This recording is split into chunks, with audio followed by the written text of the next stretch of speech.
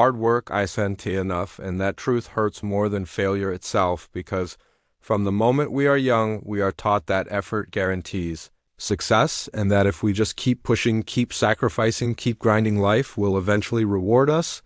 But what no one tells you is that millions of people work hard every single day and still lose.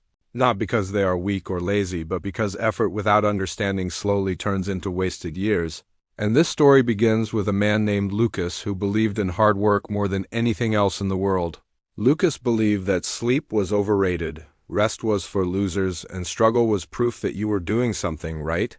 He woke up before sunrise, went to bed after midnight, worked long hours, skipped holidays, and carried responsibility on his shoulders like a badge of honor, while others complained he stayed silent. While others rested, he pushed harder, and every day he told himself the same thing. One more year of sacrifice and everything will change. But years passed and nothing changed. His income stayed the same, his stress increased, his dreams stayed distant, and the most painful part was watching people who worked less move faster than him. Friends who took weekends off were getting promotions. People who didn't seem obsessed with grinding were building better lives, and Lucas couldn't understand it. Because in his mind, effort equaled results, and when results didn't come, he blamed himself. He thought he wasn't working hard enough, wasn't sacrificing enough, wasn't suffering enough, so he pushed even harder, until one night after another exhausting day, he sat alone in his car in complete silence feeling something he had never allowed himself to feel before. Doubt in the idea that had controlled his entire life, doubt in the belief that hard work alone could save him. And that night he asked a question that terrified him. What if I'm losing not because I'm weak, but because I'm wrong? The next morning, Lucas noticed an old man sitting calmly outside a small repair shop he passed every day, but had never really seen. The man wasn't busy, wasn't rushing, yet there was something powerful about his stillness, something Lucas lacked. And without knowing why, Lucas stopped and started talking. He talked about the long hours, the sacrifices, the exhaustion, the frustration of doing everything right and still falling behind. And when he finished, he waited for encouragement or motivation, but the old man only asked one question: what exactly are you working toward? Lucas answered quickly with vague ideas: success, money, stability, a better life.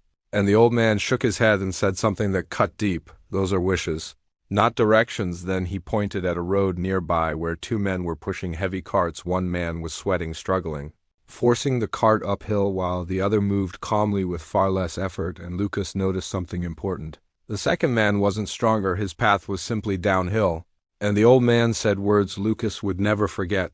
Effort decides how fast you move, but direction decides whether you arrive. And in that moment, Lucas realized something terrifyingly simple. He had been measuring his life by how tired he was instead of how far he had gone. He had mistaken suffering for progress and busyness for purpose. The old man continued, hard work is fuel, but fuel without a map just burns until there is nothing left.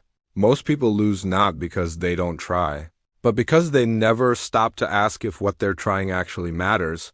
Lucas felt exposed because deep down he knew it was true. He had never chosen a clear path. He followed expectations, routines, and pressure, copying what others did without understanding why, chasing money without building value, staying busy to avoid thinking and calling it discipline.